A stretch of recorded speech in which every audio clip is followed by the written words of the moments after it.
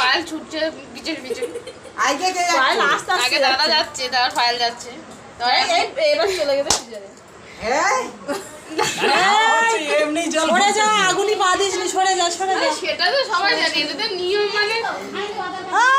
একদম যাস না, ঝগড়া হবে। সরে যা সরে যা সরে যা সরে যা।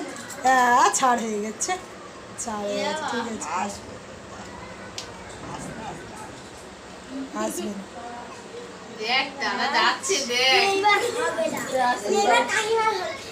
হ্যাঁ কাকা এগিয়ে চলে গেছে।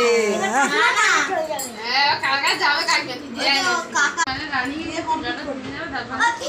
আমি দিয়েছি।